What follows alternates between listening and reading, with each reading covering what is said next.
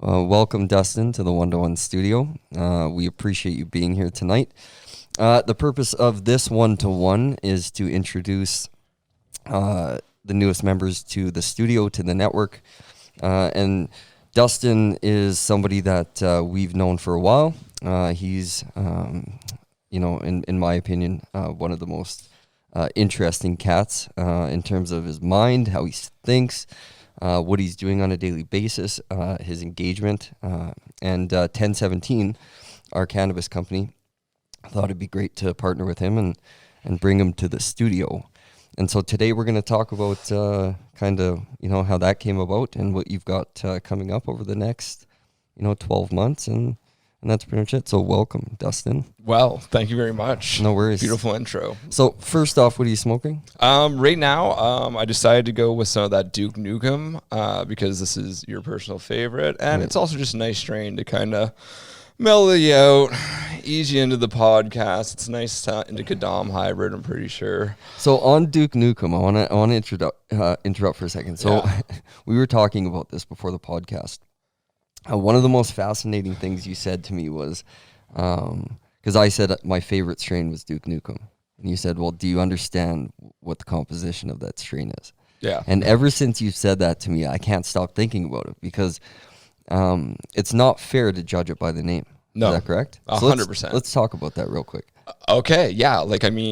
Strain names are a thing, yes. However, you can get, let's say, Duke Nukem, since we're talking about it.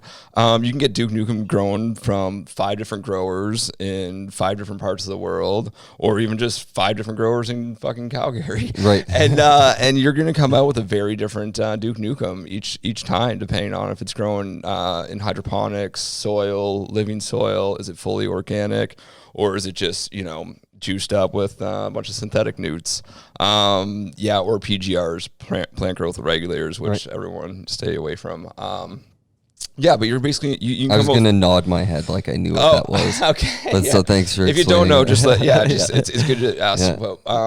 So you can come out with basically 5 totally different strains of Duke Nukem.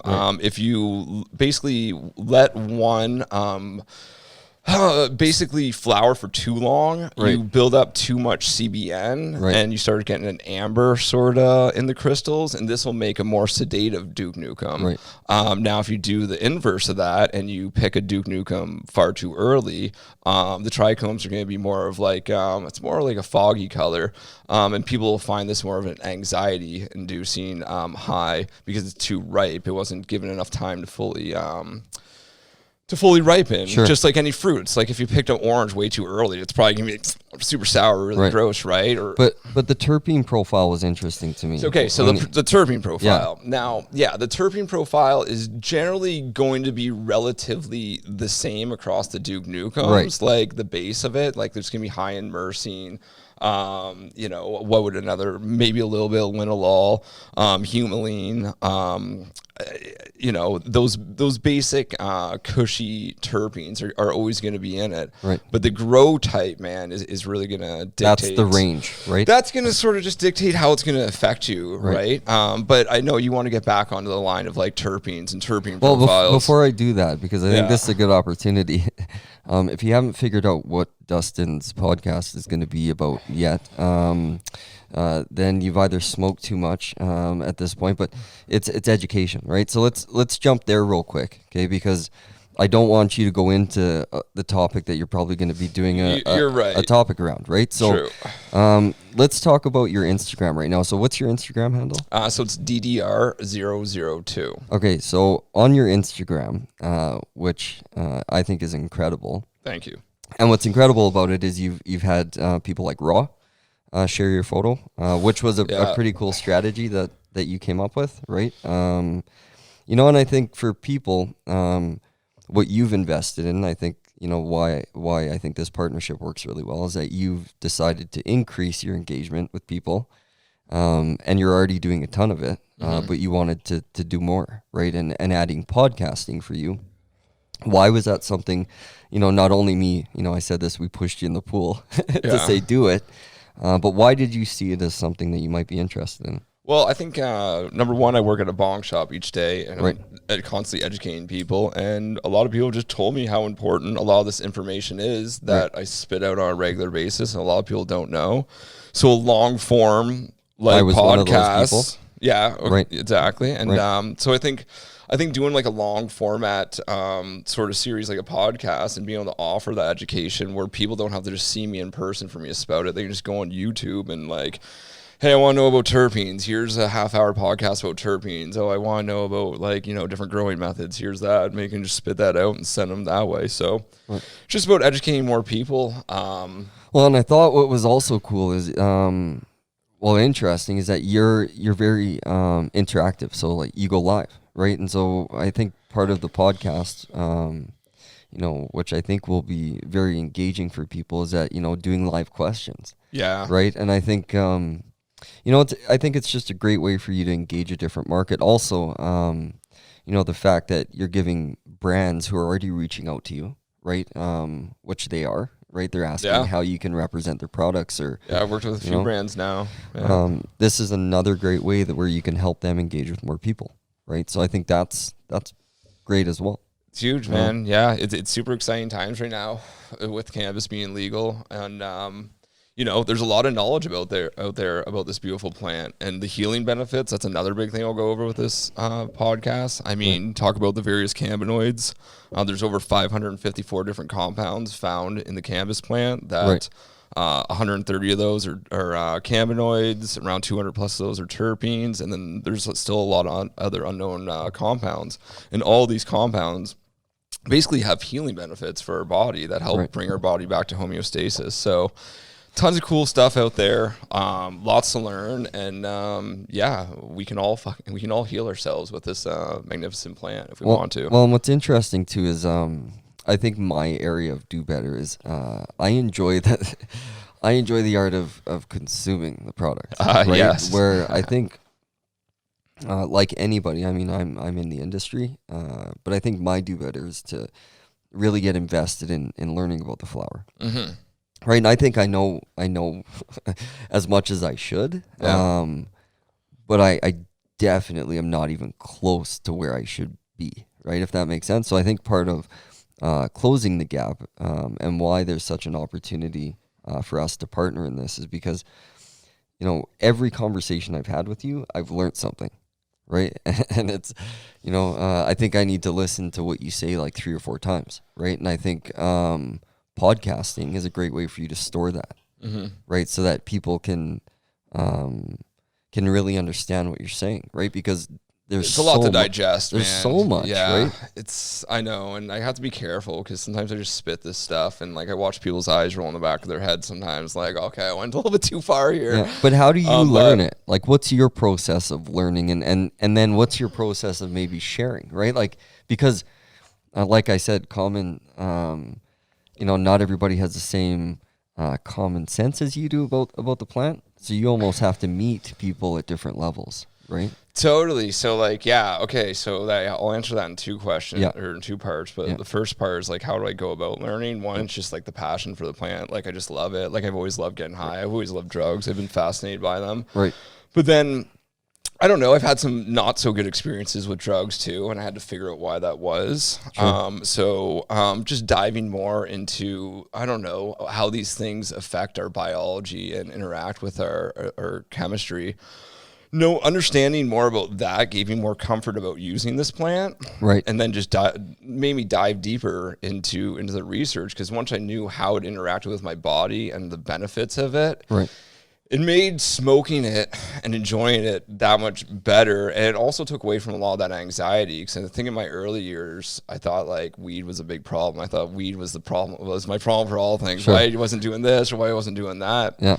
But after I took away the weed and I realized a lot of it was just me. Right. So, but to sort of digress here, I think just getting that confidence that this is a safe plant, and what people have told me is not true, that it is harmful, it's going to cause you short-term memory loss, all this stuff, it's not true. Right. So that really gave me passion for the research. And then as far as like sharing it, well, like I've learned to share it by just working at this bong shop for the past almost 2 years, because people ask me so many questions. But I constantly have to adjust. Some people can handle more information than others. And so what I have to do is sort of gauge you and figure out, like, where's your knowledge base? Do you know much about, like, your own physiology, your basic chemistry? If you don't, then I have to be super simple. If I think you got, like, basic grade 9 science down and it's still relevant in your mind, then, yeah, I can get a little bit more complex with things. Sure. But that's the hardest thing, is trying to take these crazy scientific journals and these articles that you read, or these all the stuff that you read, and to try and simplify into like a couple bullet points. For sure. Because here's the thing, a lot of these articles, man, they're saying more than they need to anyways. Right. Well, and we talked, so I think another thing to let people know is that we're working on an educator series, and that's where we kind of started, was to approach you so that you could educate, and so I think it's not. I think for maybe some people listening right now, I think they might be overwhelmed with how much knowledge you have, right? And I think what's really good about how you've structured things and will structure things is that you're going to make it easy for people to digest. You're not going anywhere. Definitely. You're sharing content always, right? Which is we say the key to success is consistency. And I think everything, your community's growing at a rapid rate online, where I've watched it. Totally. Yeah, this year's been crazy.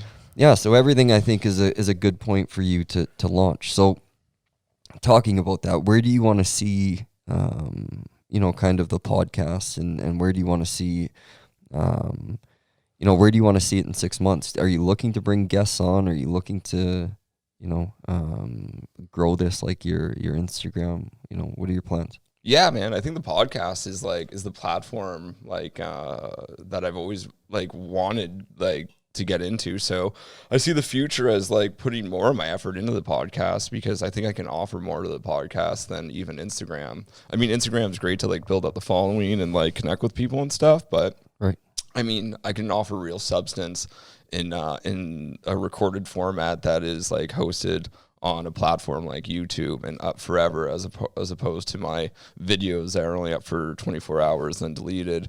Right. That's on that though, if you think about how much time and effort people put in to put that content out, it doesn't last. No. Right. And it's it's quite an investment of your time. Right. And I think that's something we talked about, is if you could invest your time in something that you could maybe hold on to, and then make it digestible for people that are listening, that could have a lot of impact and value too, right? Well, and another thing too that I've thought a lot about is people don't always have the longest attention span. Right. So one thing that I would like to do for the podcast, and I'd like everyone to know, is I will be time stamping it. So you don't have to watch a whole 2-hour podcast. What I'll do is, at the notes, is I'll put in 10 minutes I'm talking about this, or 15 minutes in I talk about this, or 13 minutes in. Great idea. So this way you guys can just click ahead to the good stuff, and you don't have to waste too much time, because I know in today's day and age, ain't no one got time to listen to sometimes 2-hour podcasts. You'll want to skip ahead when Dustin pulls out his ukulele. Man. But no, I think that's great. I actually haven't, I haven't heard that. So even as a shared strategy for everyone else, right? Oh, yeah, it's super important, man. Yeah, for especially when it's for content where there's substance in the content that you're sharing. If it's just you're just bullshitting with a friend and stuff, maybe timestamp it. Fucking, George has a party here, or whatever. I don't know, whatever. But yeah, educational stuff. Yeah, people just want people want the goods right away. If they want to know how CBD can help them, then. Or for their fibromyalgia or something, I do an episode on that. I say, well, listen to 35 minutes to 45 minutes, and that's that part on that. You don't have to waste your time with all this other crap. Oh, I think it's great. So we're gonna that Jay's almost done, so it's perfect time to wrap this up. But so real quick, just tell everybody your Instagram again, real quick. Okay, so the Instagram is DDR. So yeah, DDR002. Okay, and Yeah. And then same with the YouTube. YouTube is DDR002. There's only 2 videos up, but we'll obviously be posting these podcasts as they come. Yeah, and so on that, follow Dustin. Follow us at 1-to-1, 1017 Cannabis. We'll make sure that everybody knows when this is ready to launch. But we're really excited to have you. We appreciate the post that you made the other day, just shouting out and thanking us. But it only works if we're both at the table, right? So I think teamwork is dream work. So we appreciate that. Thanks to the team that's in here. We got Donnie, Dilly, and Brian. But yeah, we're excited. I can't wait to see where this goes in the next 12 months. Dude, same. Honestly, I just appreciate the offer and bringing me into the fold here. This is a super amazing opportunity, and just really want to take full advantage of it, and stoked for this year, man. It's gonna be sick. All right, my friends. Well, thanks everybody for watching and listening, and coming soon. Yeah. All right. Take care. Hell yeah. Bye.